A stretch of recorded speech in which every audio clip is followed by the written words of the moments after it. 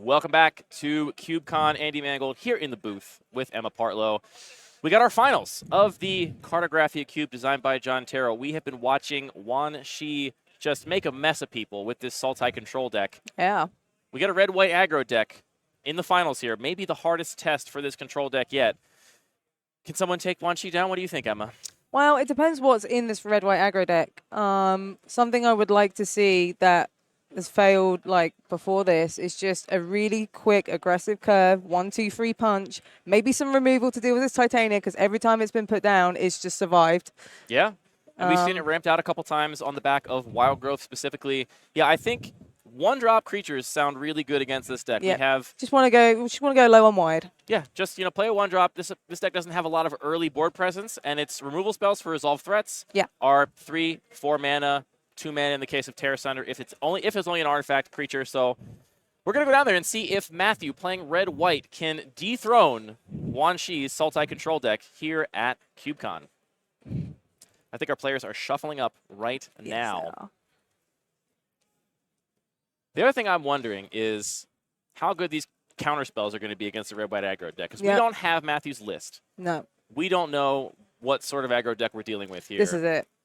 If we're talking my deck is all 1s and 2s. It's Savannah Lions. It's, Goblin Pikers. I'm just going to attack and get you dead. Yeah. Then the counterspell is looking pretty bad. But from playing this cube and looking at the list, that sort of aggro deck is not really a thing. There are some 1-drops in both colors, but they're not really these Savannah Lions, Jackal Pup style 1-drops. They are 1-drops that have synergies with the things that the cube is trying to do. So. Yes. Modular creatures or Thraben Inspector, that kind of thing. Thraben Inspector, the card that does everything for everythody. A card like Hopeful Initiate, which is an aggro 1-drop of choice here because of that ability to destroy artifacts and enchantments. So John is a brilliant cube designer. I'm sure this environment has been tuned carefully with the knowledge that, aggro is going to be slower than it's going to be in your typical vintage cube or legacy cube or something like that. And that's why I think maybe the removal suite we see out of Wan Shi could still hold up. Yeah. Could still hold up, because if these threats are going to cost 2 and 3 mana primarily, then all of a sudden, maybe we play a Deep Root Wayfinder, maybe we counter your 3-drop. All of a sudden, that start from the aggro deck is going to be not anywhere near as scary as if it was like 1-drop, 2 1-drops, start attacking. I also think it's going to be pretty key to see who wins the role here. Yes, that's going to be important. If the aggro player can go on the play, that changes things quite a bit. It does. I think, Wan Shi's deck is the kind of deck that doesn't necessarily want to be on the play. It just wants its opponent to be on the play. Yeah. So if we can make sure that you get 2 games where you get to get a land in play, get that Wild Growth under you, have a 2-mana counterspell for their 2-drop as opposed to not because you haven't had the chance to play your second land yet, that could matter a lot, especially depending on what Matthew's curve ends up looking like. I do wonder if interaction is going to be relevant here. If we're going to see an answer for Titania, an answer for Torrential Gearhulk, those sorts of things actually coming up, or if Matthew's plan is just going to be to get Wan Shi dead before those cards even matter. Or just run enough or have enough removal that you just pave the way to try and finish the game. Yeah. I mean, I'm trying to figure out if these games would even been winnable without Titania. Like, how many? This is has Titania won every game? Titania has been the MVP of this cube. Oh, first, by far. By as far as we can tell from this draft, Titania is definitely one of the strongest cards in this cube. And if I'm not mistaken, I believe it has been almost entirely responsible for the damage dealt to the opponent in every single match. So, and also, we really haven't seen it answered meaningfully. Yeah, there's been no removal. We saw it get enchanted at one point, but it bound the monsters. It could still make 5/3s, right? So it didn't get rid of it entirely. We saw an attempt at Heartless acting it that got counterspelled. Right. So, yeah, doing the best we can here. Let's see if Matthew's red-white aggro deck can get the trophy job done and bring home the trophy here at CubeCon. Going to mulligans now. Let's see if we got good opening hands here.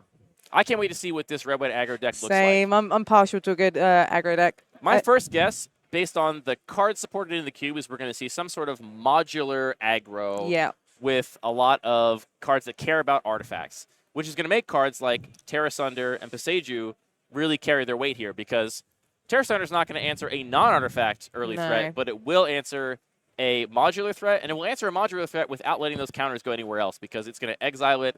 That Death Trigger is never going to go on the stack. Ooh, we got 2 good 7s. We're playing Magic here. Mountain 1 Voldaren Epicure. Take 1, make a blood token.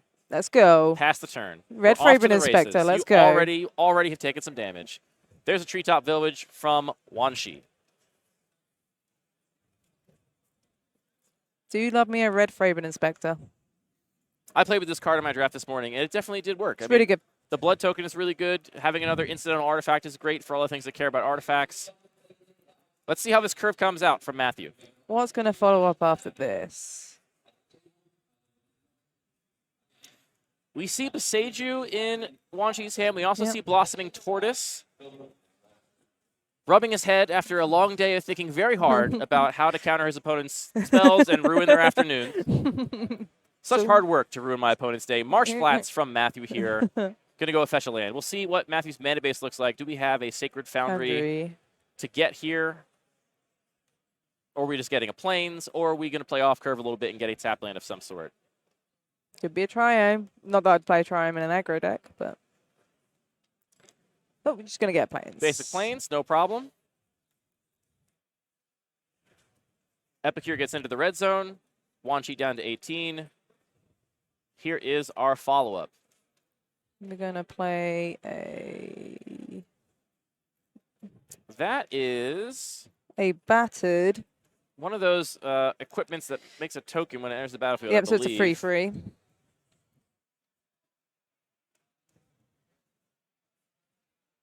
That's the Barbed Batter Fist. Yeah, so that's going to be a 3/1. The equipment itself gives +1/-1, and it makes a 2/2 that attaches to it on ETB. Here we see Ranger class coming down. That's going to make that Wolf token, which is going to threaten to trade or block profitably the Valdaran Epicure. Getting him some beef in play early is good, but Wanshi is now under the position where, because they started on the draw and their opponent curved 1/2, they have to either commit some resources to the board like they did last turn or hold up counter magic. They can't do both. Yes. So here we're going to see the trade. Just, preserve my life total. Yep. If we see a really strong 3-drop now. Here comes a City of Brass there. Yeah. That 5th edition City of Brass, the only printing of that art. See what the follow-up is. Ooh, that's a Jadar. The one that makes Decayed Zombies, Jadar I believe. Nefaria Ghoulcaller. Yes, that is a powerful token maker. And out of the what we believe to be a red-white aggro deck, we have now seen a black 2-drop, and quite a powerful one at that. Yeah. This is a great example of a card that is really good when you're the beatdown and really doesn't do a whole lot when you're on the defensive. In this matchup, it's going to feel pretty good to have Jadar churning out these Decayed Zombies every turn. Yeah. They're not able to block, but you don't care. You're not blocking You're the anyway. aggro deck. You don't care, but blocking's for losers. Or for... Getting into the red zone here. Yep, just maintain that aggression.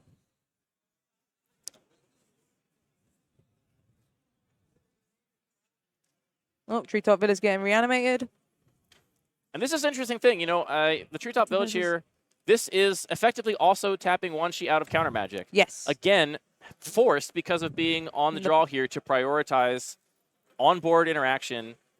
Animating this creature lands early is dangerous because, an Embercleave. My goodness gracious, a turn 4 Embercleave. Things I love to see. Now, you said there was no land destruction in this cube, Emma, but there's player destruction. Right about now, I think we're going to see this Treetop Village get destroyed. And Embercleave is going to also do some work here. Believe in the cleave. Quite a curve. It's a lot of damage.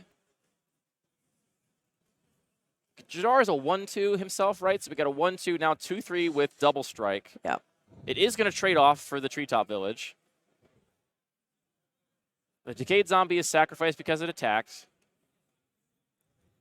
No damage will have, one point of damage will have trampled over, plus the one from the Valdaran Epicure. So, honestly, all things considered, not an incredible Embercleave. I mean, we're now back to one creature in play.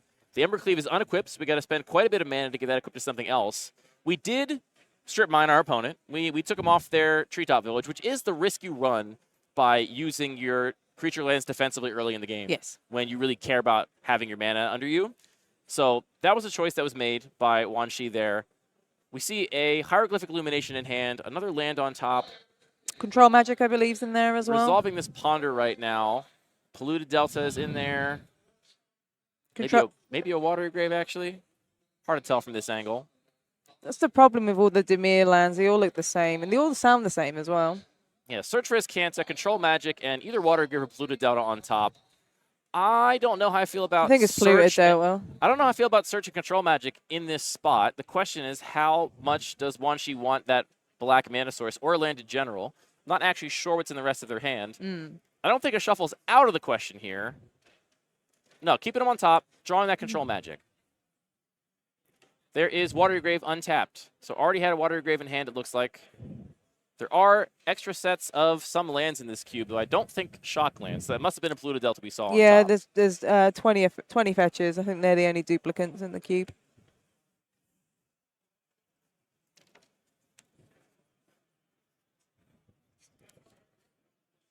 I'm seeing on the cube list original duels, but I haven't seen any in any of the drafts. I think maybe the Underground Sea is actually a second copy of Watery Grave. Sure, that makes sense. In paper, is my guess. This list was also on Magic Online. Some of you may have drafted this exact cube on Magic Online before. I think there may have been a few small changes for paper play here. I think the main one, if I've read the table correctly, is that the dual lands in the list that was on Magic Online have been replaced with additional copies of shock lands. So the Epicure got in for 1 point of damage. So far, Epicure's done 4 Regal damage. Bunnycorn then comes down. Currently a standard role player. Yeah, this currently is going to be a 5/5. It's going to be a 5/5. That will grow the more permanent non-land permanents enter play. Also can hold a Embercleave pretty well. It can really hold an Embercleave. And talk about the beauty of Magic flavor. This little adorable bunny wielding this unspeakably powerful sword. Magic's Excalibur, basically. Slicing and dicing their opponent to pieces. And Wanshi's the kind of control deck that I feel pretty darn okay about tapping out into a big equip for, which I rarely feel okay about in my control decks. The control player agrees. Yeah, Wanshi looking a little pained by the presence of this 2-mana 5/5. There is 2 mana up. I don't think we have a counterspell. Maybe we do, and it's a remand, and that would just mean you're getting Bunnicorned again immediately. We probably would have seen that come down regardless, just to draw a card. Now, Bunnicorn, does that die to Dress Down? I got to read the exact rules on Bunnicorn right now. We haven't seen Dress Down, I don't think, yet. We did have Remand in hand and chose not to remand that Bunnicorn. It's respecting the bunny. You know, I'm not going to, far be it from me to make a suggestion about how Dress Down works, because it's very complicated in the rules, but I think there's a decent chance that Dress Down will actually just clear the Bunnicorn, as it will lose the ability setting its power and toughness equal to the number of non-land permanents you control, which I think will make it a 0/0, but I know that Star works a little differently than 0/0, so we will see. If, in fact, it comes Wanshi finds a Dress Down, which is on the bottom of their deck we just see now.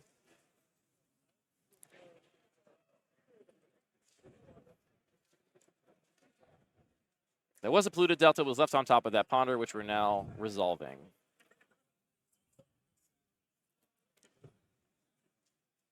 So, Bunnicorn needs an answer. Yes, you got to respect the Bunnicorn. And the question, does Matthew know that Wanshi has very, very little, if any, instant speed interaction for creatures?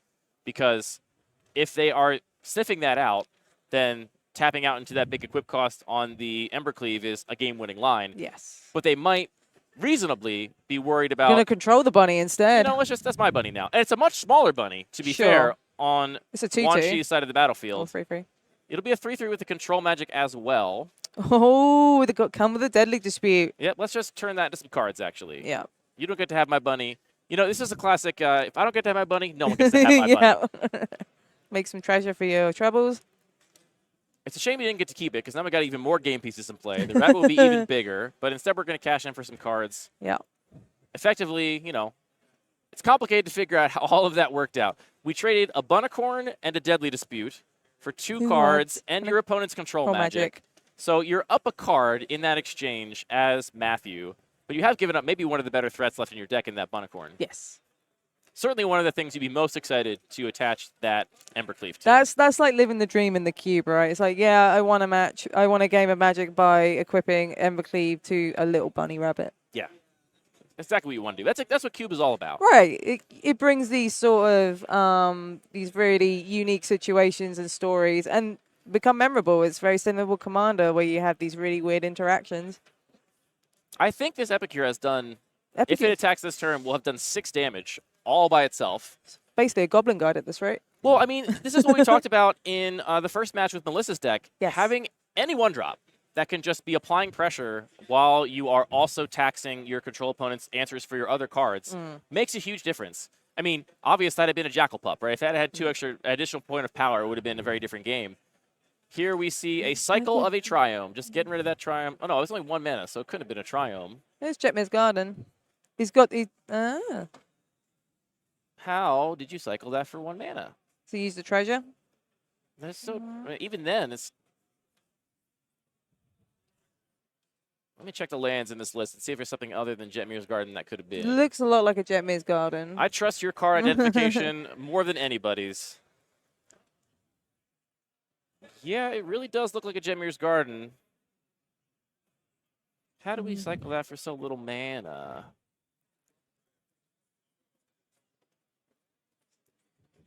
Well, I'm sure our judging staff is on top of it. Yep. We only have the information on the video feed here. Oh, here we go. We're going to make this Valdarin Epicure very big indeed. So we've got, let's see. It's a... Ooh, took off Exemplar's a nice one. Exemplar is good. I'm trying to do the math on that Valdarin Epicure. So we've Valdarin, so Epicure's a 1/2.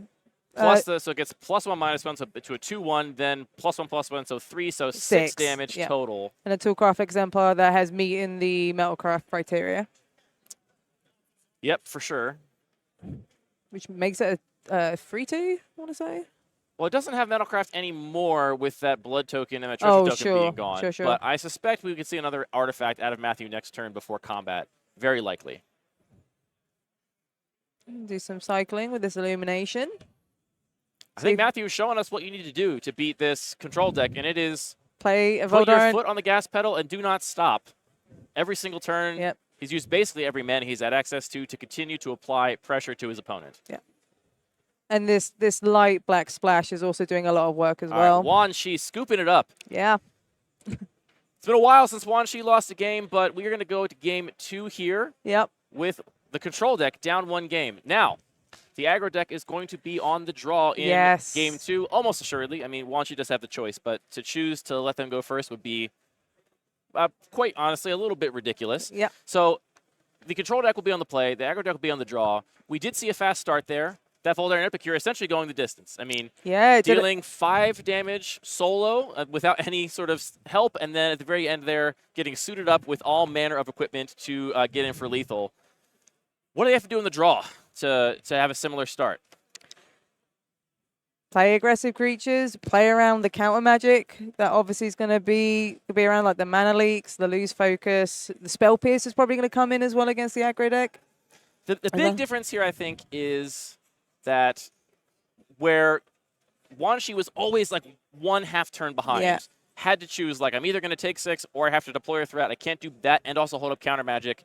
That is going to be inverted in this game, where theoretically they might be a little more stable and get to choose more carefully where to commit to the board versus where to spend mana on stack interaction, which is going to maybe change how the game plays out and the texture of the game.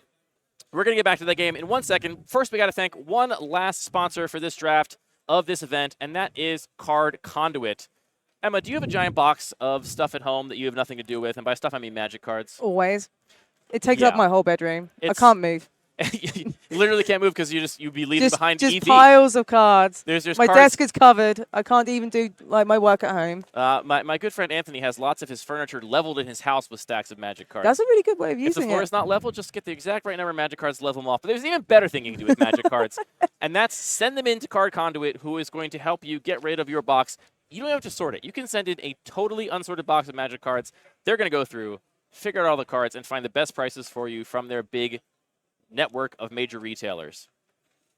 And it's that peace of mind and where you can go into your room or wherever and not see the pile of shame, because we all have it, let's be honest, of magic cards. You're leaving money on the table. That's just right. This is it. That's a new card for your commander deck. That's a new archetype for your cube. That's just sitting in a box right now. And then you get another pile of cards that you can leave on your desk. Exactly. And reverse the process. If you really miss a pile of cards, then I bet you can get another pile. Yeah, of cards. right. So check out Card Conduit at cardconduit.com to get started.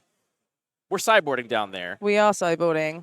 I really want to see this Bonnie-Corn with an Embercleave. That's what I really want to see. I agree. Now that I know it's possible, I didn't know it was a thing I could want before, but now that I know it could happen. Now I do, especially if that Freo's the draft, that gets the trophy. That would be really something. That'd be really sweet. Do you, if you're Matthew, want to bring in more removal, maybe even taking out some threats if you're on the draw? Do you think you have to be able to actually answer the board rather than just put the pressure on, or are you still leaning into full cheap threats? Let's just get under you. I would go with the latter, but it kind of depends on the removal, right? So if it's stuff like lightning bolts and burn spells, that can go to the face or can go to a creature. It depends on what Matthew drafted, but if there's burn spells already, yeah, you keep them because they can just go at the opponent. You're not cutting burn spells. I agree, no matter what. I wonder what their sideboarding strategy is going to be, and I'm excited to see more of Matthew's deck. We've only seen what we saw from Game 1. Saw a lot of one-drops. We had Toolcraft Exemplar. We have Voldaren Epicure. They all synergize well together. Yeah, and a lot of artifacts. Looks like we're heading down to Game 3 right now. So we see Tatiova. We see a Druid class, I believe. That is Druid class. And then so similar to the art on the other Ranger class. So we have a Treetop Village, which might be relevant in this matchup. Looks like a pretty good hand to me, but Matthew doesn't like his 7, so he's going down to 6. Aggro decks tend to mulligan pretty okay. They're fine. It can be difficult. You don't like it as much when your opponent keeps 7, but especially the control player. But you can have really messed up 6-card hands that will obviate the need for that 7th card. On the draw, maybe not as much though. That's where the actual card count is maybe going to matter a little more. Yeah. And also, you got to play around this Embercleave now as well, because we saw that in the first game. So it does kind of have that daze effect. It changes the nature of how you deal with combat and what you should counter. And all things considered, that was one of the more underwhelming Embercleaves that we could have possibly seen. Could have been on a Bunnycorn. It would have been pretty cool. All right, so Matthew likes his 6. We're going to play some Magic, starting with Wanshi's Treetop Village.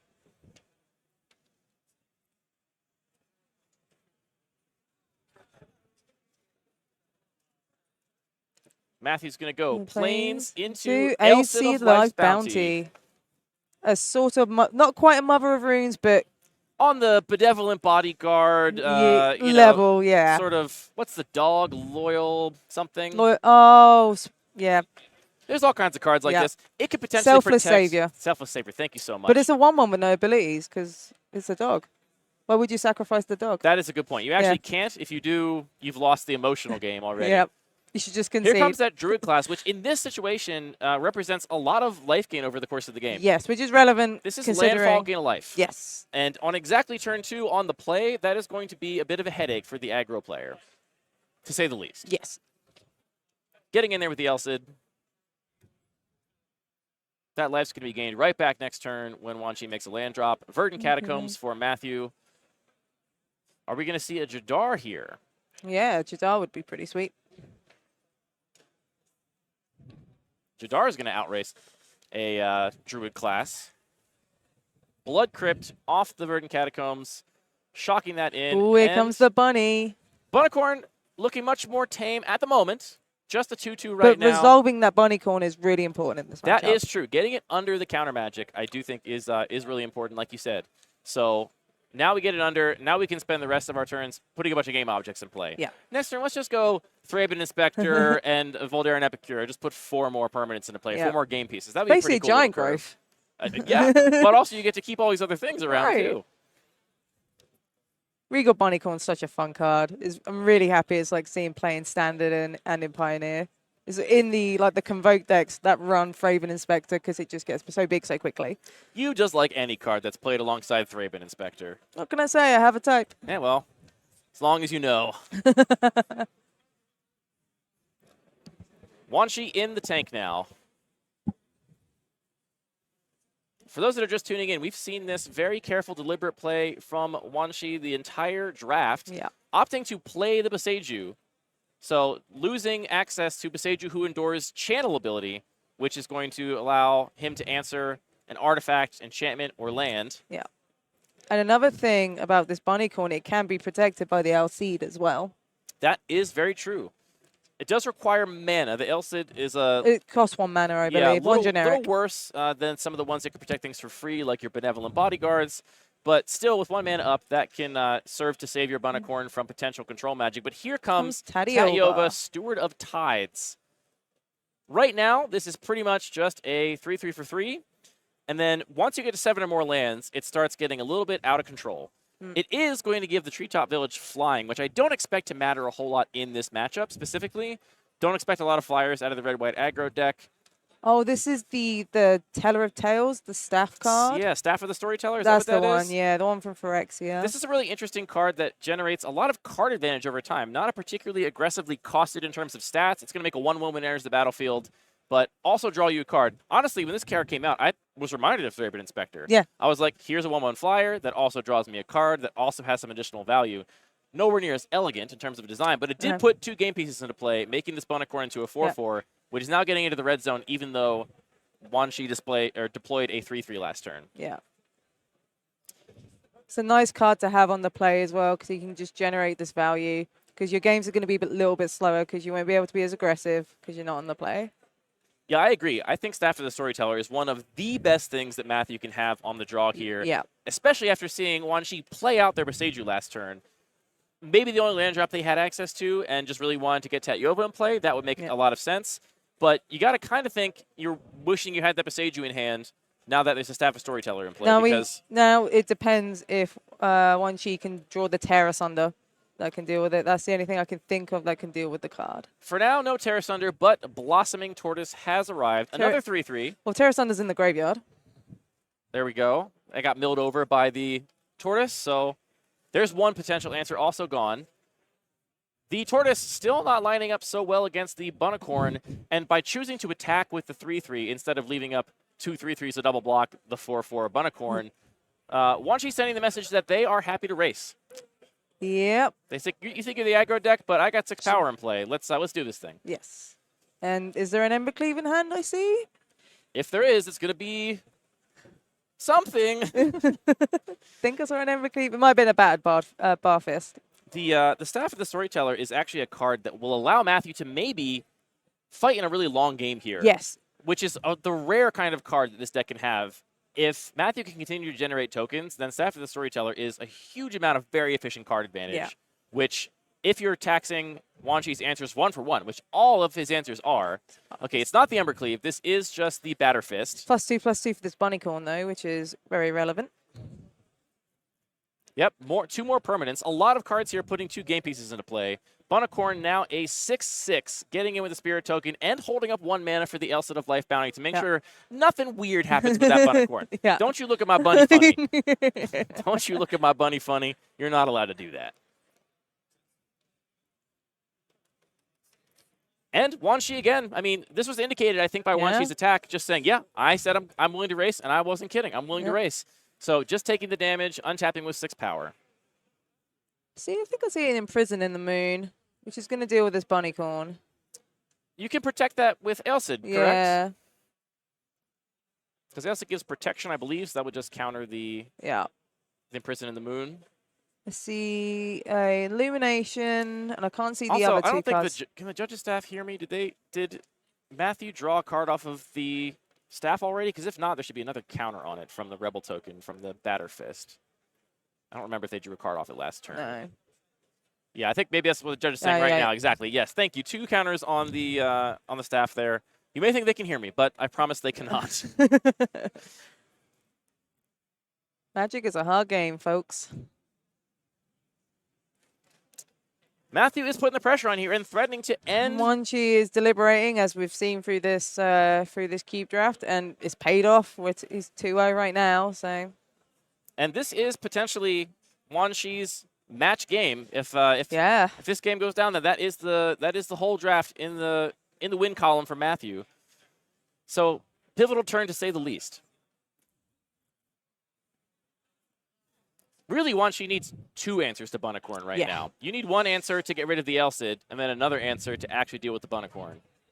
Maybe like a control magic at some point, maybe. Or you just have to change your strategy and say, this is just a big, dumb idiot with no flying, no trample. I realize you've got an enormous bunny, it's but it's very similar to my 5/3 tokens I can create with Titania. Yeah, I mean, you might just have to get to the point where you're just throwing fodder under the bunny train to keep it from dealing damage to you. But that would definitely be a departure from what Wanshi indicated his strategy was last turn by that attack with Tatyova. Time to be the aggressor. I believe we're just cycling Hieroglyphic Illumination there. I think I saw a land. think it's a land of some kind. It's hard to tell. The lighting's a little dark.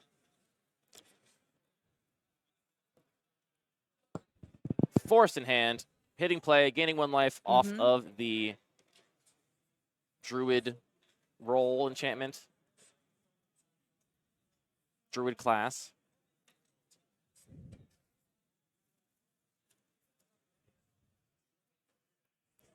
It's a tough spot. It's a tough spot that you can animate this treetop village. You can animate this restless cottage if you want to get in. Which is what's... what are we doing? Oh, he's leveling up. Level up the Druid class. Production, if we can get Druid class pulled up once again. Big old block of text on that bad boy. Play an extra land on your this is additional turn. allowing, this is basically turning this into a copy of Exploration in addition to gaining life off of each land drop. Maybe trying to threaten that 3rd level. I don't think this level 2 is doing a whole lot for Wan Shi right now, but you got to go through that level 2 if you want to get to that level 3, and that could perhaps be what Wan Shi wants to threaten.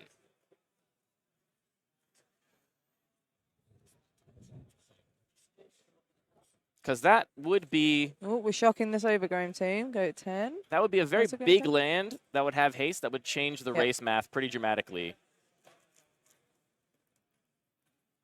Is that our 7th land for Tatyova already? 1, 2, 3, 4. Yeah, it is, in fact, 7 lands for Tatyova. Yeah.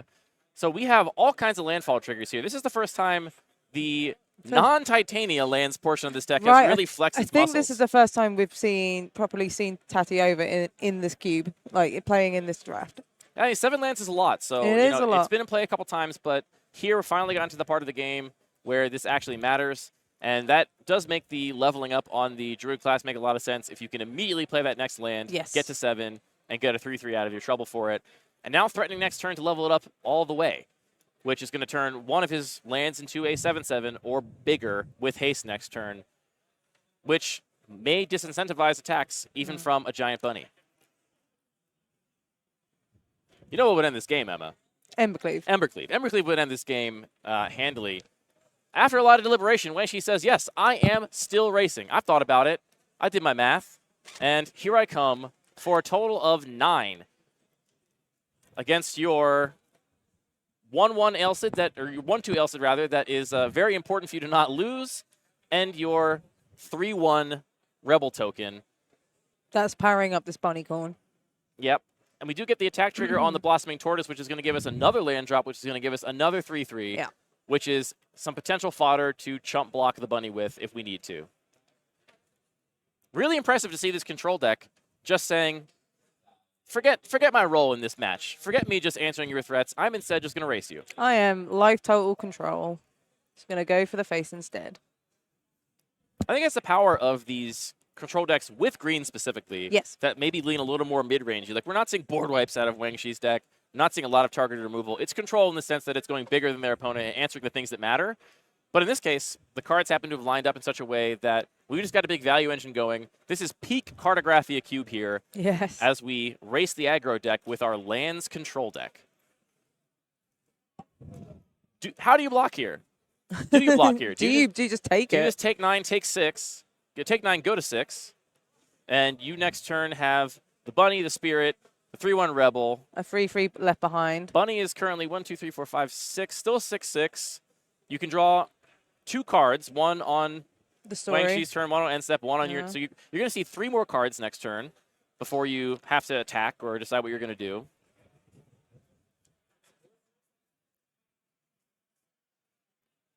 Matthew's certainly in the tank about this. Matthew does not want to see a game 3, though we as the viewer might. Matthew would much rather not have to battle this out in a 3rd game. Trying to see what else is in hand here.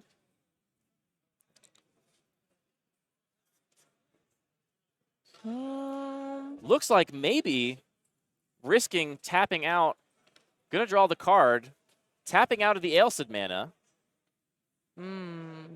Now, Wan Shi does have the Imprison in the Moon in hand, but has committed all but one of their mana to this big board and this big attack. So even though there is currently a window where you can actually get that bunny off the board, not going to be able to take advantage of it because of using the resources pre-combat. It's a very tricky board state. Yeah, Matthew feels like it's close to turning the tide as well, based on these whatever happens here. Yeah, Matthew opting to draw a card to inform how they're going to block. Looks like the Rebel is going to trade with Tatyova, just take 6, go to 9. Yeah. And importantly, shrink that bunny. Yes. Down to only a 5/5 now instead of that 6/6. Still respectable. Still the biggest thing on the board. Even more respectable if there was an Ember Cleave. Do you think Matthew has just lost this game as soon as they start having to play defensively? If Matthew thinks they have to let their foot off the gas, do you think the game is lost? It's I wouldn't say it's lost, but the door is closing. Yeah. I think it becomes the door is closing, and the only thing wedging it open is this little Ember Cleave. Just the tip of an Ember Cleave. If maybe we can find that, we can turn this around. The Ember Cleave is a door wedge at the moment. Also, you know, Matthew in this tough position, incentivized to main phase spells here. Yep. Because you want to grow the bunny. Although, yeah, you do want to grow the bunny because you're not really threatening lethal yet. So even if you think that the bunny's going to get chump blocked, you've got to give your opponent the reason to chump block the bunny. Also needs to leave 1 mana up if they don't want to risk losing their bunny to some answer. Yep. But may have to decide that, you know, if my opponent has a removal spell, I just have to tap out of it because I don't have the option to hold this mana up. Bunny maths is being counted.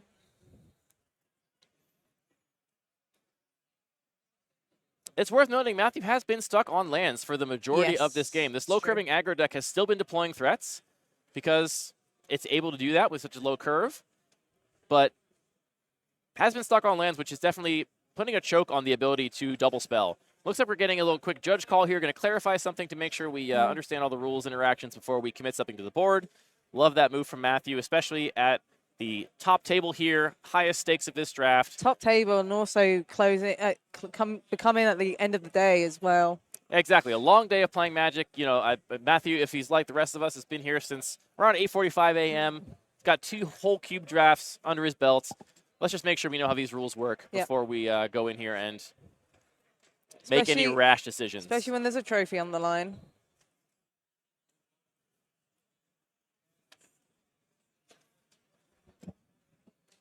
All right. Decisive action is being made. Oh, I lied. Maybe not.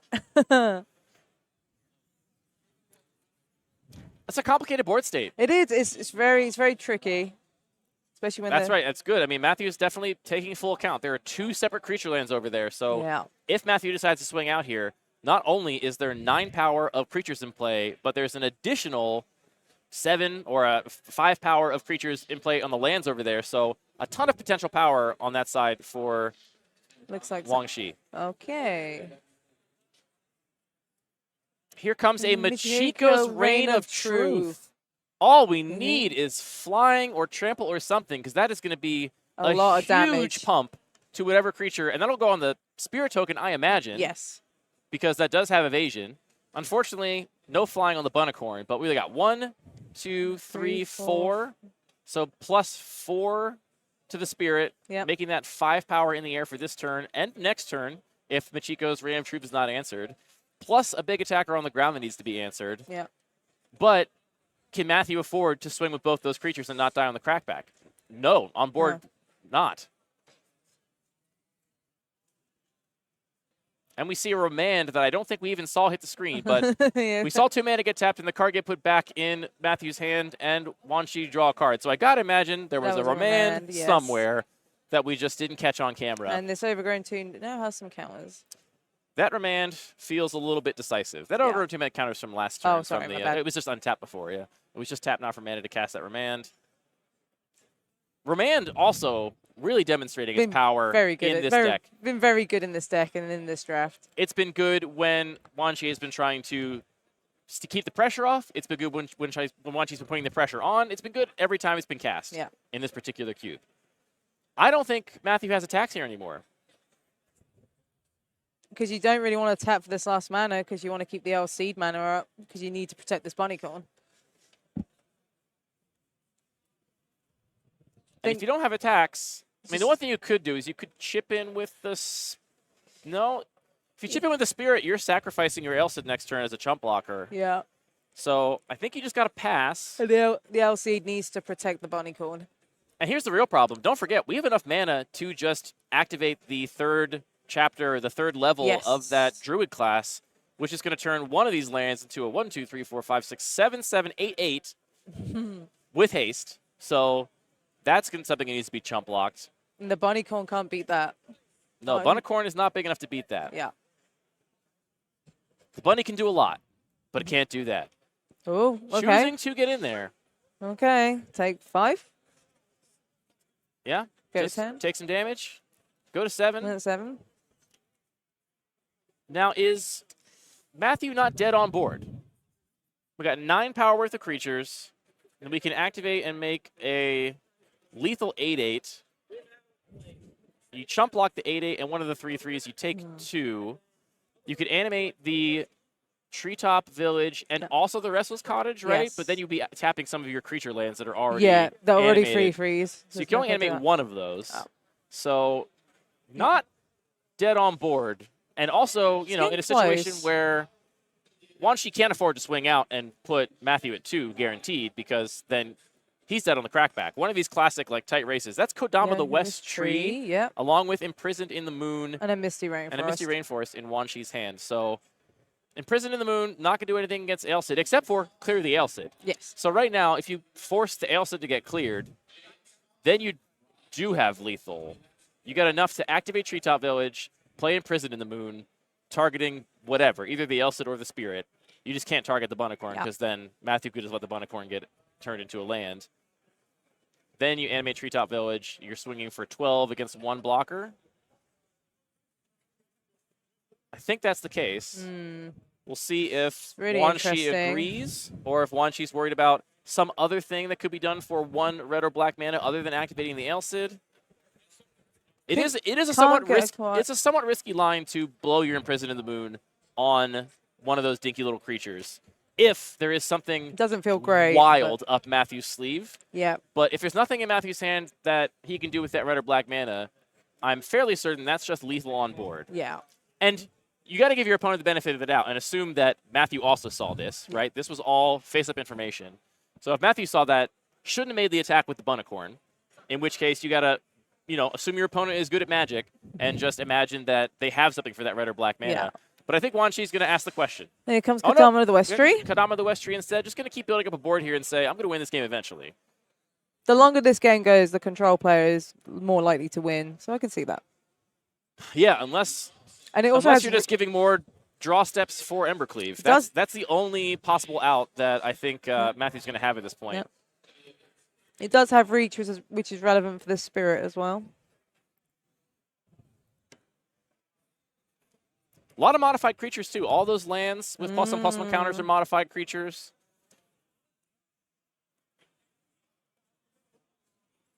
Yeah, so I think Wan-Shi probably made the assessment here that Matthew would not have committed the Bunnycorn last turn if they didn't have something for red or black mana. Now forcing at least 1 block. Yeah. Got to block something. What's in Or hand? have a removal spell. Can't see what's in Matthew's hand. But if you do use that mana, you are going to get your Bunnycorn Imprisoned in the Moon.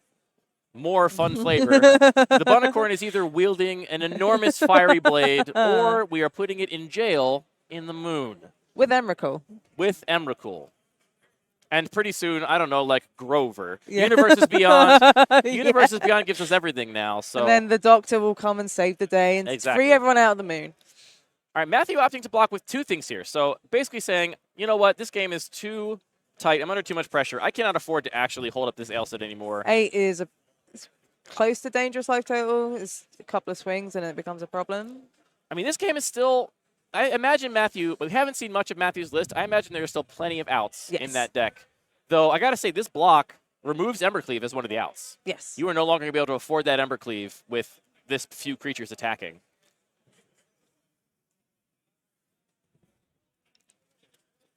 Now, you do, if you want, get to sacrifice the Ailsid here after blocks to protect something, but I think Matthew's probably more likely, if the blocks are decided that way. Oh, no, I think we're changing our mind here.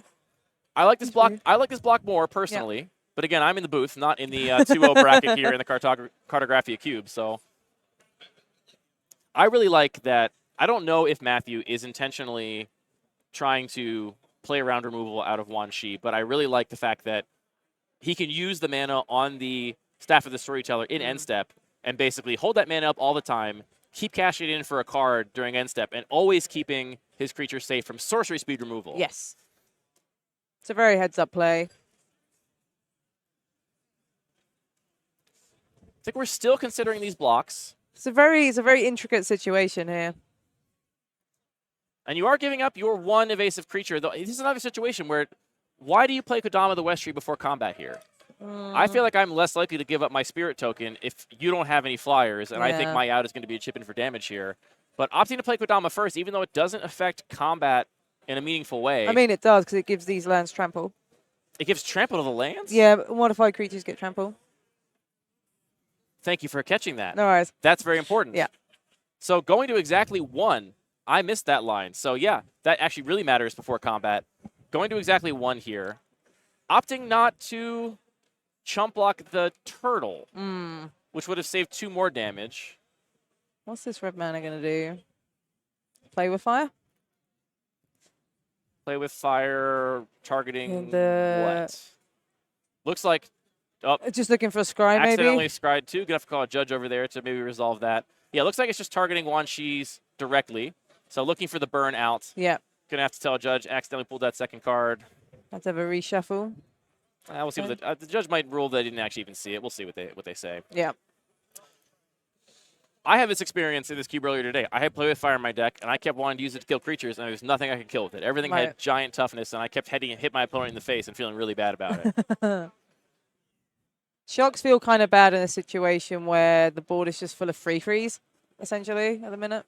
Just doesn't really do much. So we're putting Wan Shi to 6. Yes. We're going to untap. We're going to see 1 more card. If we already have a burn spell in hand, and we can go burn spell, maybe we somehow get there. Yeah. We'll also have the ability to draw 1 card for the cost of a mana off our Staff of the Storyteller. Looks like we are reshuffling that second card. So the top card is known. I think Matthew's still going to get to decide if they want to leave that on top or bottom it. The second card is being shuffled away because it was accidentally revealed. Thanks again to our great judging staff here at CubeCon. This is it. I mean, this is the deciding turn of the game. I think Matthew needs really something off the top here to turn this around, or we're likely to see a scoop. Or maybe more lands, because Matthew's been bottlenecked on lands, on free lands for most of this game. I just can't imagine any way unless Matthew... I don't see any way Matthew doesn't die next turn. I think Matthew has to kill Wan Shi with this draw step and with his and keeping the card on top with the scry. Yeah. That is really telling, because there's got to be very few things that help you in this spot. And the fact that you kept a card on top. Yep. Equipping the bunnycorn. Sacrifice the moving quickly. You sacrifice the LC to make it pro-green. But now it's only 1, 2, 3, 4. 4 damage. You got 1 more burn spell in hand?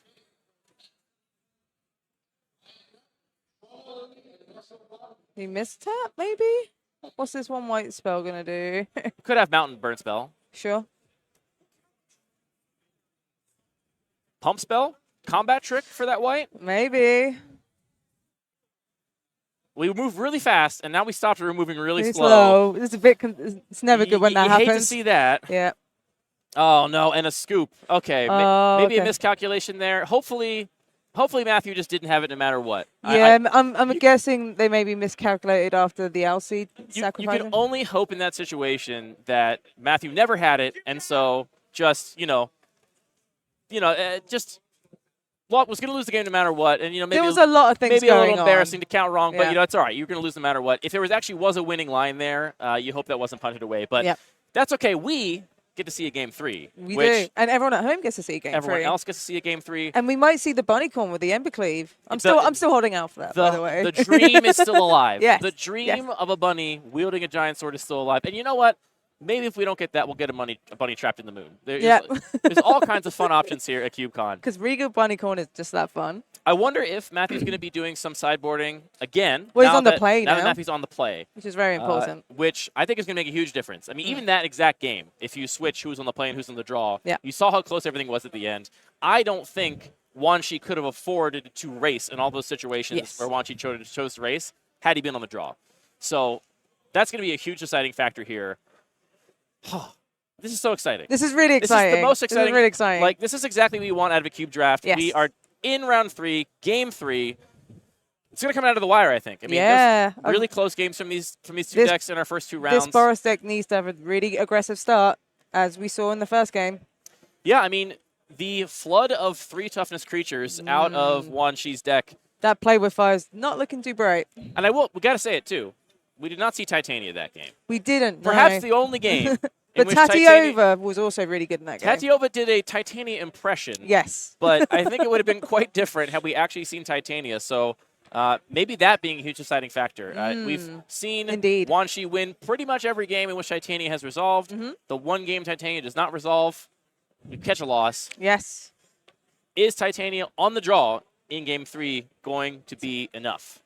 Is Bunnycorn going to be enough? I love this cube. I love this cube. I think this cube is really good. If you hadn't had a chance to draft it when it was on Magic Online, maybe it'll come back someday. I know it's been back a couple times. Yes. But it's the labor of love of John Terrell of the YouTube channel Cultic Cube, one of the organizers of this event, CubeCon. And I know that John specifically roped in a lot of other community members to help play test this cube in preparation for it, both being on MTGO and also being here at this event in CubeCon. This round is wrapped up for most people, but we are going to go back to Game 3 right now and last settle game of this cube. Settle this once and for all. Will the Bunnycorn get there? Matthew playing red-white aggro with some black. A Mardu aggro. Yeah, Mardu aggro. Playing Mardu aggro here against Wan Xi's Sultai control deck. Let's get good 7s. I want everyone to keep a 7, you know? I don't want any bad beats or mulligans to 4. I just want to see good Magic. Yeah.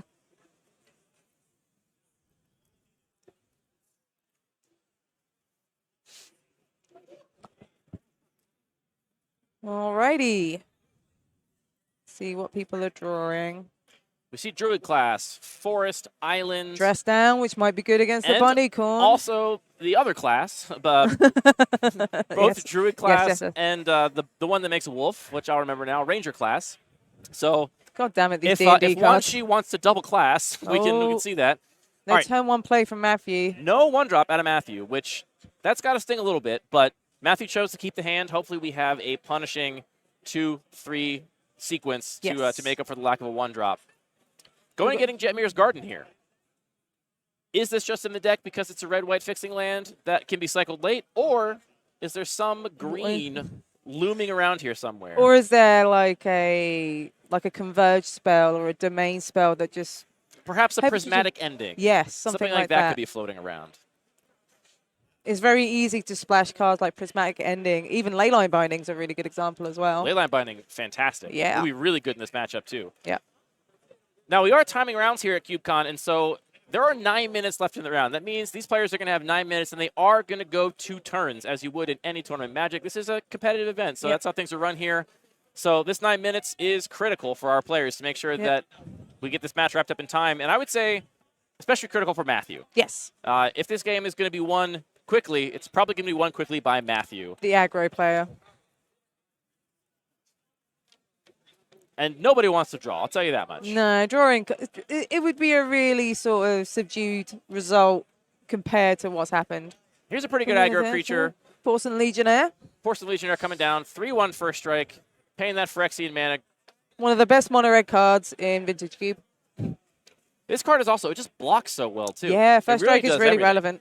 And it's a 3/1, so it's going to block those tokens, the Titania and Tatiova tokens all as well, of those really three. well. I mean, that's just a very clean answer to Titania, which sounds ridiculous to say, but given how free toughness, how important that is in this control deck. But now that it's in play, answers to it are inefficient. Yes. This control deck of Wan Xi does not have cheap, efficient answers to things. Ooh, and a Captain's Claws. Now my Porcelain Legionnaire is also a Goblin Rabble Master. How do you feel about that? I feel bad about it. That's how I feel about it. And it's so bad, I'm going to cast Lose Focus. But I'm still gonna hit you for in the face. All right, fine. Take 3, I guess. 17 all.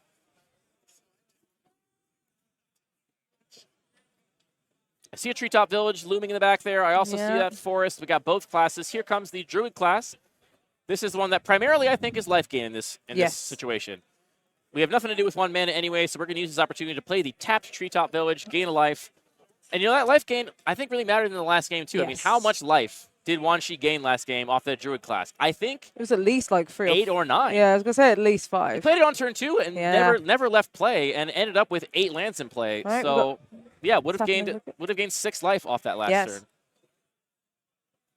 Here comes the Batter Fist for Mirrodin. Blade of the Oni. Ooh, and Blade of the Oni. That is a particularly good card. If you manage to get Blade of the Oni reconfigured onto another creature, it becomes a demon. Big old 5/5 Menace demon. Menace could be really relevant here. Yes. And we mentioned this in previous matchups. This is the kind of control deck that I feel totally okay tapping 4 mana to reconfigure something onto a creature in, which I rarely do. You almost never want to do that against a control deck. They just have a removal spell. You wasted all your mana, a huge tempo blowout. But that's not going to happen here. Resolved things are very safe at sorcery speed. Yeah. Or at instant speed in this environment. Ton of pressure. We've got 9 power in play. 9 power in play. This is a pretty quick start. Even though Matthew missed that turn 1 play, kind of made up for it here. Imagine if we had started off on Viridian Epicure and then into this, but or Toolcraft Exemplar or something like that. Just something to. Regardless, 9 power in play against no board presence for Wan Shi. We do have a Treetop Village, so that is effective board presence. That can be turned into a 3/3 and doesn't block trade this. off with. It doesn't block this Porcelain Legionnaire well though. Doesn't block Legionnaire. You definitely don't want to trade off with the Rebel token because you still leave most of the value of that behind with that Batter Fist. You'd be happy probably to trade it for the Blade of the Oni, but that has Menace, does it not? I believe it does. Yes, it does. Blade of the Oni. It turns the demon. It has Menace. But I think it also has Menace when it's just a 3/1.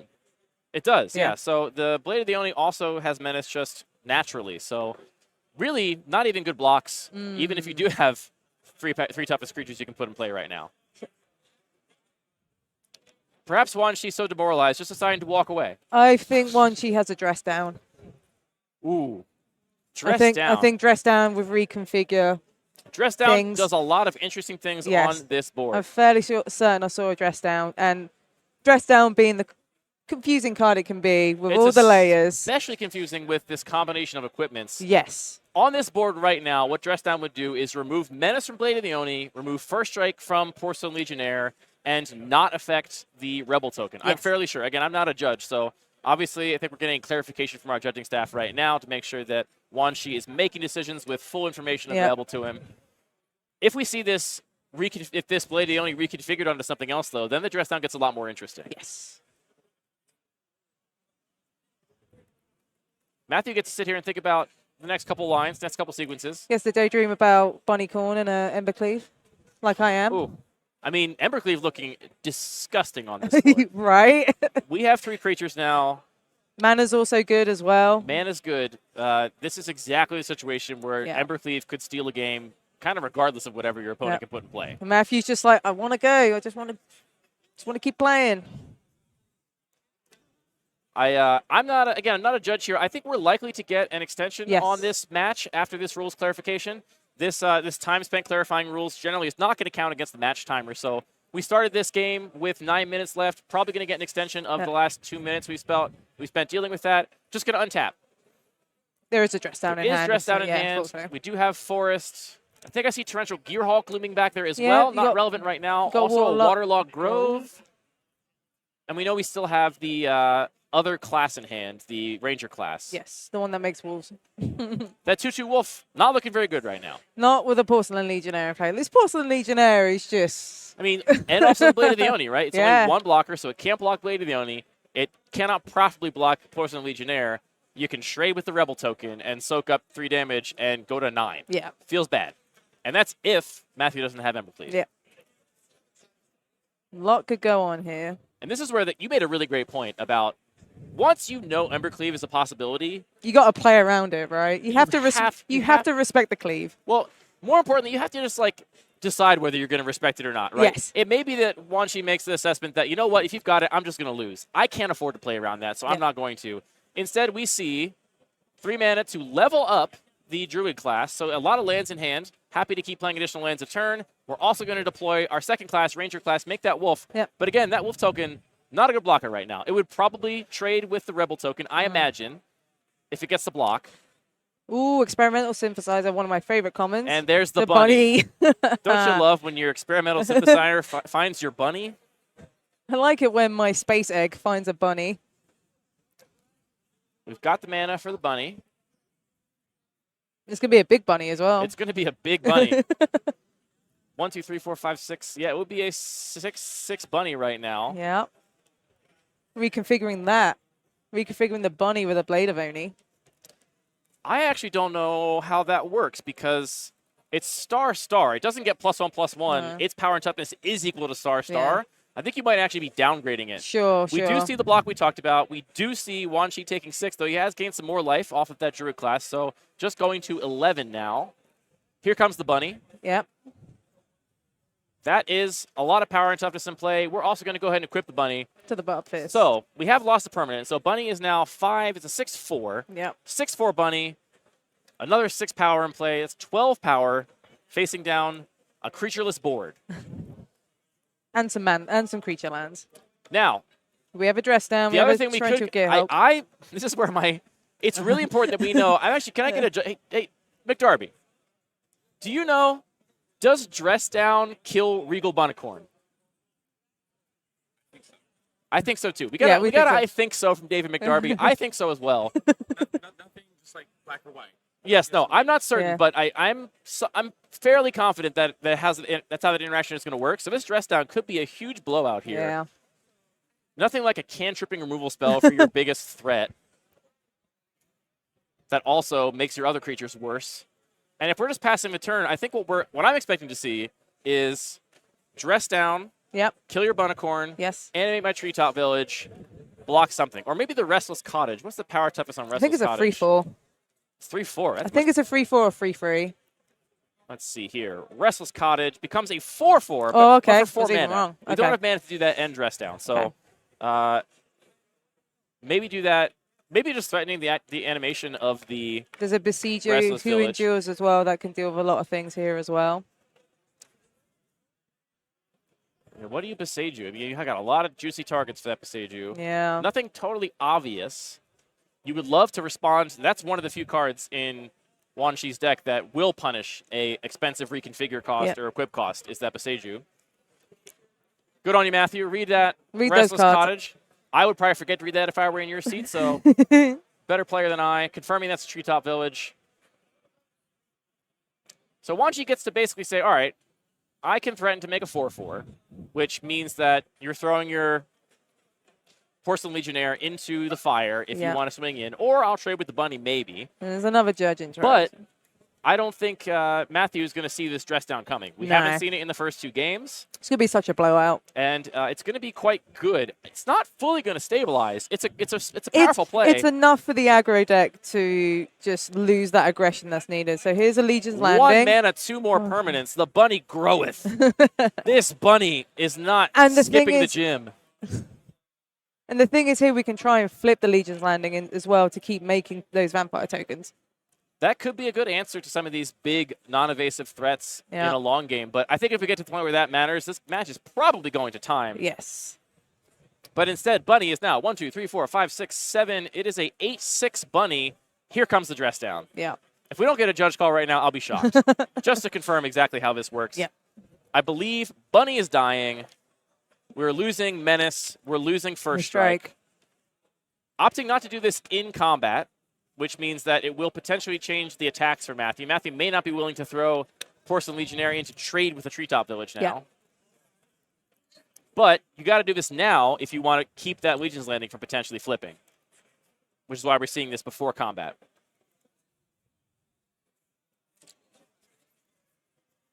Bye-bye, Bunnycorn. All right. Hey, we understand the rules of Magic. Isn't it nice when we understand the rules of Magic? We understand what dress down does. We are still getting into the red zone, though. Matthew says, all right, fine. You can take my bunny, but I will take your life. And this is perhaps, I think, the trade. Yes. You're gonna. I think at this point with the Legionnaire, now Matthew does have black. I'm sorry, with the Blade of the Oni. Yeah. I think you got to be more afraid of Blade than Legionnaire, unless you're just planning to save the Besieger for it and you want to bait Matthew into an expensive reconfigure, which is maybe what we're seeing here. Yeah. Because Besieger is in hand. Oh, we're just going to do it right now. Yeah. Forget about baiting you into anything. Let's just take this attack and completely negate it. Does Matthew have a Deadly Dispute? That would be good right now. 1 card in hand for Matthew, so nope. We do have an extra card draw off the Experimental Synthesizer if we want. Yeah, and that also will make a 2/2 Samurai. Yes. With Vigilance. This is a strong turn for Wan Shi here, though. Yeah. Now, the question is going to become, and I hate to say it, but is Wan Shi, if they turn the corner, going to be able to close this game out in the remaining time? No one wants to That's see, my concern. no one wants to see a game go to time, but unless we see something like a Titania off the top, the clock might be very slow in terms of actually ending this match. Or some way just to get this Treetop Village. Oh, Treetop Village is attacking, right? Yeah. No, Treetop Village is currently blocking the it's currently Porcelain blocking, Legionnaire. And the Boseju's on the stack. The channel ability's on the stack, targeting Blade of the Oni. Yes. But there's some dress down rolling once more. Dress down and lands is particularly interesting. Yes. Very interesting indeed. I think it does remove trample from the Treetop Village, but everything's being undone here. We're reversing some things. Maybe there's something I'm misunderstanding about Dress Down and Treetop Village. It's not out of the question. Dress Down is very complicated. Don't you just love layers in Magic? I mean, yes. I would say Magic is like an ogre or onions. It's got many complicated layers. The deeper you go, the more you cry. That you need to become a certified judge to understand. Yeah. So it looks like its attack is just maybe happening now. No blocks? Or perhaps they're discussing how to do this rollback, if at all? This will be another time extension, I assume. Definitely a really complicated situation here. Dress Down tends to do this to complicated board states like this. Yes. Interacts with so many cards in so many strange and novel ways. Also, did we not see the Druid class leveled up to 2? Why is that on 1? I don't know. Did a dice get knocked in the shuffle here? Maybe. Pretty sure we saw that Druid class up to 2 the same turn we saw the... All right, so we did animate the Treetop Village. We are not going to Boseiju. Oh, here's what happened. Treetop Village does not have the ability to tap for green mana. Oh, sure. What Wan Shi tried to do was animate the Treetop Village, block, then afterwards channel Boseiju. But because of Dress Down, Treetop Village does not have the ability to tap for green because it's a creature and it loses all abilities. We got there. We solved the puzzle from just the video feed. I wonder if we can get an update from production on what the actual game timer is now with the, I imagine, multiple extensions we've had. We got a whole conference room or a whole convention center room of people waiting for this round to end so the next 50 drafts can fire. Yes. That's not an exaggeration. 50 drafts. But I can see the group of people right in front of me. But this is important. None of us want to see this end in a draw unless it has to, so... It's the way it goes sometimes, unfortunately. So Wan Shi's untapped. Yep. We know about the Boseiju, and now we see Torrential Gearhulk too. No instance in the yard unless I'm mistaken, though. No, it's just a Treetop Village and a Dress Down. Yeah. But you can just play it as a 6/6 and just go to town. You can get a 5/6 reach flash. That's easy. Oh, no reach, just flash. Sorry. Yeah. Yeah, they just realized that is in fact on 2, so that dice did get knocked over in the shuffle there. So here comes 2 land drops. Okay, we're in turns. We're officially in turns. That green dice is going to indicate this is turn 1. I think it would take a small miracle for Wan Shi to end this in what is going to be 3 of his own turns, including this one. Yes. He's going to get 2 more turns of his own after this, in which he has to deal 14 damage this through... This Gearhulk needs to come down pretty soon. Yeah, 14 damage through 2 blockers, one of which has lifelink, and a onboard blocker in the form of the experimental synthesizer. Yes. The question is, can Matthew win it? It's going to be difficult, especially now Wan Shi is just gaining passive life through just playing lands. It might just be enough for him to stay alive. Yeah, and the 5/6 is going to eat something and be a big roadblock to further damage. Yeah. And this Legion Lander is not going to flip either, so you don't really have a way to make tokens or gain life. Well, you could flip the Legion's Landing right if you made the Samurai token off the synthesizer and swung out. But that's very committal. That may be one of the only ways you can actually lose if you're Matthew in these 3 turns. And maybe you just don't want to risk it, and you're like, well, look, if I'm not going to win either, this is just going to be a draw, which... Admittedly, none of us want to see, but it's looking likely, unfortunately. Magic do be like that sometimes. Yeah. You can only activate Experimental Synthesizer as a sorcery, so can't see that instant speed, which means that Matthew did pass with a lot of mana up and chose not to, during his own turn, activate that synthesizer, indicating something to do with that mana. right? There's something in his hand that he can do. Yeah. But we just don't know what that card Something is. instant speed, no idea what it is. Otherwise, can't imagine why you wouldn't have made that Samurai last turn off the synthesizer. Yeah. Now everyone's just in the tank, just thinking how they can win this game in the next 4 turns. This is, of course, the curse of going to turns, as they are always the longest turns. Yes. If they're not decided immediately, because everyone wants to make sure they don't miss any small edge when literally every turn matters. And as there's no time restriction on turns, they can take as long as they like. They can still get dinged for slow play if the judges deem their behavior to be intentionally dragging things out. But yes, on paper, these turns can take as long as they need to take. And this is what happens when you dress down the bunny corn. Yeah, I'm so sad about our bunny I friend. know, right? All right. So Titania, I think, would potentially have a chance of closing this game out. I don't see any other card in Tatiova Wan maybe, Chi's because pool. there is enough lands. The one thing I could maybe see is if somehow Wan Chi baits Matthew into an all-out attack and activates the 3rd chapter of Druid class, which will make right now a 7/7, and gets in 2 good hits with it. Yeah. It's a lot. It's a lot to go right. Well, the 7/7 have trample. We see the 3 happen right now. We're just doing it on this turn. Yep. 7/7 does not have trample. Does have haste. This just going to eat a chump block from a vampire 1 imagines, unless that instant in hand from Matthew can deal with a 7/7. Animated lands, tricky kinds of creatures to remove. Yes. Because, and importantly, this is something that's really interesting about the creature lands from this most recent set, from Wilds of Eldraine. They have their abilities regardless of whether you've activated them to turn them into creatures. Yes, so correct. Even though Wan Chi has not paid the activated ability on the cottage, it still has all of the abilities that the animated creature has, even though it's been animated through a different means, which is not true of other creature lands. So we do get to exile that card from the graveyard on attack. Matthew choosing to take the damage. I guess we're looking for a sort of Embercleave out here. So here we go. We did see nothing instant speed that turn, though, with that mana. Ganjo. And make a 2/2 Samurai. Yeah, we didn't see anything instant speed with that mana. I wonder why we didn't see that Samurai last turn. I'm sure there's a good reason. This is turn 2 of our 5 turns. The Ganjo's in play. What do you got for 3 mana and 2 cards, Matthew? What trick do you have up your sleeve? Oh, we're being aggressive. Let's go keeping 5. Keeping the Samurai back. It's got Summoning Sickness, so no go choice 4. here. But go 6, sorry. Yes, Experiment. Obviously, Civ Cyber is such a good card. It's really fun. It's one of these, cool little trinket cards that just lets you take a lot of game actions, move a lot of cardboard around. It's one of my favorite commons printed in the last, few years. All right, so we just take the damage on Wan Chi's side. Then we see the Samurai equipped with the Batter Fist, make it into a 3/1 Vigilance. Yep. 2 mana up, 2 cards in hand for Matthew. And we can threaten this Legion's Landing next turn as well. Oop. Tapping out for something else. Yeah. What do we got here? Nope. What are we doing? This strikes me as a risky line from Matthew. I'm not sure what this next spell is going to be, but Matthew's put himself in a position where unless this spell is going to either deal with that Restless Cottage or put another blocker in play, he's one removal spell away from just losing this game. Yes, for sure.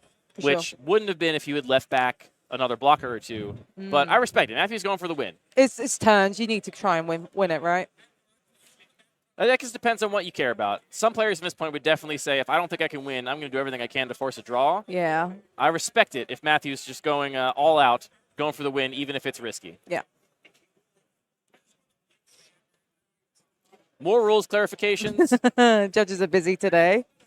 This is a part of why this event is so different to judge than a other typical Magic event. You're seeing such interesting, novel card interactions with cards that maybe have never been cast, in a game. Lots of good humor from both of our players here.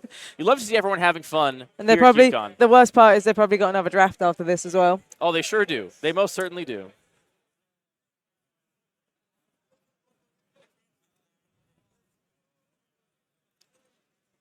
All right.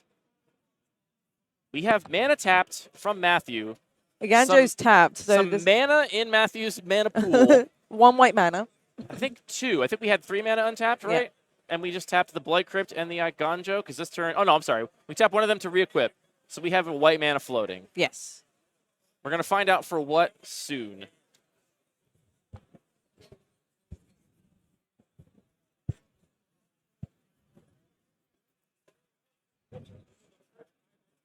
And I've Back to another judge conversation.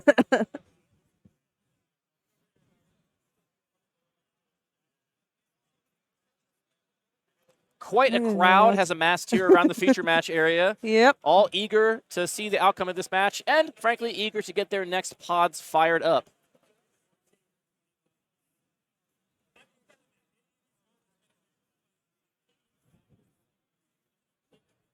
This is what happens when you have a control deck in all 3 rounds, winning most of their games in a cube like the Cartographia cube. And with dress down in the deck as well. Absolutely. And don't forget, you know, for those of you that may have played this cube in paper, so the Iganjo's tapped. So then Prison of the Moon.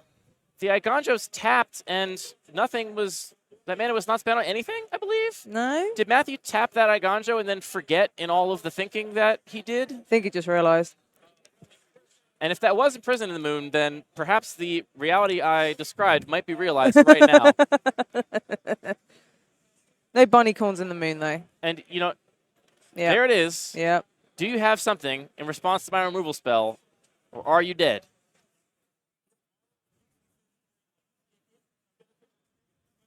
All right. Samurai's gone. I've got no blockers. Samurai's in the moon. I wonder what Wanshi will do in the face of no blockers. Swing with Restless Cottage. We have 1 mana. Oh! I will turn your house into a car. Your house is a car. That's an RV now, people. That's a car house. That's a swift reconfiguration. This is another card from Supplemental Products people may not know. This is a flash enchantment swift reconfiguration. Oh my god. Which is going to make that Restless Cottage into a car. A car. It's got wheels now. I gotta say, it's got wheels now. I appreciate the flair with Matthew is playing this, but she was tapped out, right? I mean, you've opened yourself up now to also getting this countered. I guess you can't really afford to turn this into a car pre-combat because maybe Wanshi could play a 5-power creature and just crew it. Yeah. This is turn 3. After this turn, each player will have 1 more swing at their opponent to try and end this game. And I got to be honest, now that this house is a car, it's not feeling – an outcome is not feeling likely. Yeah. This is another card, by the way, which has some fairly complicated rules interactions. This is like the most intricate Magic game I think I've seen in a while, with just some weird layering of cards. It's been intricate without a ton of permanence in play. It's just been really, like you mentioned, complicated interactions between a very few number of cards that has caused this game to really become something. It's a pretty good out, though. Your house is a car now. You get a car. You get a car. You get a car. The bunny corn doesn't get a car, though. No. Poor fella. God rest the bunny corn. We all miss the bunny corn days, the salad days of this draft when bunny corn was around. Feels like forever ago. We're getting so punch drunk in the booth here. All right, turn 4. This is Matthew's last chance to somehow clear a Wanshi. And Wanshi's got no blockers. Yep. With only 3 mana up. So it is not out of the question. We need a burn spell. We need another equipment. We need a haste creature. Just something to deal a few more points of damage. We can reconfigure. Wait, we can reconfigure onto the vampire and then equip the Batter Fist. And if there's nothing, that's lethal. That makes a 6/4 exactly lethal. Menace. On turn 4 of turns. What's that white mana? What are we doing?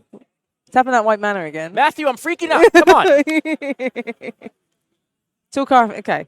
Okay, why are we doing that, though? What does that do? Are you passing the turn? What's happening? Did you not see the line? Matthew, no. Don't do it. Don't pass the turn. Oh, no. Okay, we had to besage you anyway. Okay. So that actually wouldn't have worked. But would have been cool to see it happen. Yep, here comes Tatyova. Is there any way we can possibly end this game with Tatyova? No. It's too late in turns. Can't deal 7 damage through 3 blockers. Ugh. You hate to see a game like this and a beautiful draft like this ending on a draw, but That's how Magic goes. Sometimes it does happen like that. Yep. That was a thrill to watch nonetheless. Yes. These players were extremely deliberate, extremely careful, a lot of skill on display here to get to that point in the game, manage all these complex interactions between cards, really put on a great show for us. Yes. And a cottage turned into a car. We got to see a cottage turn into a car, Yes. which is a third level dream behind a bunny wielding a sword or a bunny being imprisoned in the moon. We're over time here at CubeCon. So that's going to be it from Emma Partlow and I in the booth. Thank you, Emma. It's been a pleasure doing coverage with you. It's been a blast. We will be right back with different people in the booth covering the Creative Cube. We have McDarby and Parnell up next to talk about the Creative Cube, a very different environment, more Cube. Don't go anywhere.